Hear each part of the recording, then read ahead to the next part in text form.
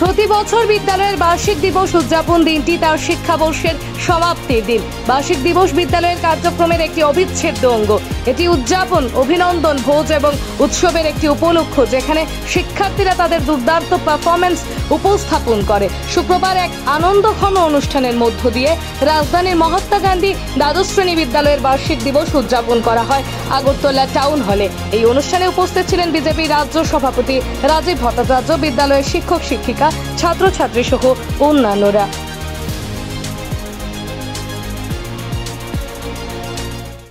একটা বৈশিষ্ট্য রয়েছে এই বিদ্যালয় থেকে, যারা যারা প্রাক্তন ছাত্রছাত্রী আজকে সমাজের বিশিষ্ট ব্যক্তিত্ব হিসাবে পরিচিত রয়েছে।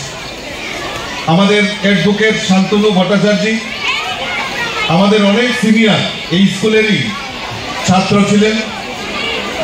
আমাদের পুলিন্দা এই বিদ্যালয়ের ছাত্র, অনেকে এখানে যারা রয়েছেন, কিটু স্যারও এই যিনি আজকে বর্তমানে প্রধান শিক্ষকের দায়িত্ব পালন করছেন, উনিও এই বিদ্যালয়ের ছাত্র, এবং বহু সমাজের বহু বিশিষ্ট ব্যক্তিরা আজকে বড় বড় প্রতিষ্ঠিত জায়গায় আজকে এই বিদ্যালয়ের ছাত্রছাত্রীরা এই বিদ্যালয়ের নামকে উজ্জ্বল করে আজকে সমাজের বিশিষ্ট জায়গায় পৌঁছে গেছে।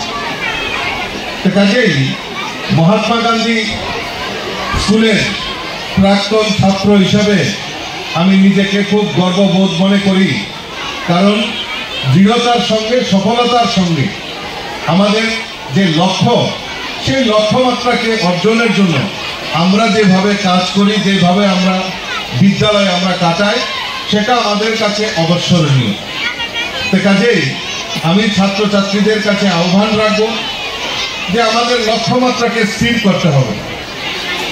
আমি আমার ভবিষ্যৎ কোন দিকে, আমার ভবিষ্যৎটাকে কিভাবে আমি উজ্জ্বল করব, আমি ভবিষ্যতে কি করব, সেটা এখনই নির্ধারণ করার সময়। তো কাজেই আমি ছাত্রছাত্রীদের উদ্দেশ্যেই আমি দু একটা কথা বলেই আমার বক্তব্য বিরাম দেব। কারণ দীর্ঘক্ষণ ধরে তোমরা অপেক্ষা করছো যে এখানে সাংস্কৃতিক অনুষ্ঠান হবে, আর এই সাংস্কৃতিক অনুষ্ঠান উপভোগ করার জন্য তোমরা এখানে অনেকক্ষণ ধরে অপেক্ষা করছো। কাজে বক্তৃতা দিয়ে আমি খুব একটা বেশি সময় তোমাদের নষ্ট করতে চাই না। আমি একটা অনুরোধ তোমাদের কাছে রাখছি। এখানে আমি যখন বসেছিলাম আর তোমাদের প্রধান শিক্ষক বক্তব্য রাখছিলেন, আর তখন আমি অবাক হয়ে ভাবছিলাম যে তোমাদের এই যে চিৎকার চেঁচামেচি, তো সেইটা তোমরা প্রধান শিক্ষকের বক্তব্য তোমরা শুনছো না।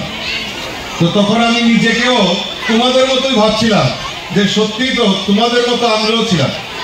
আমি একটা জিনিস তোমাদের কাছে চাইবো, যারা স্টুডেন্টরা, 2 মিনিটের জন্য মুখটা বন্ধ রাখতে হবে। 2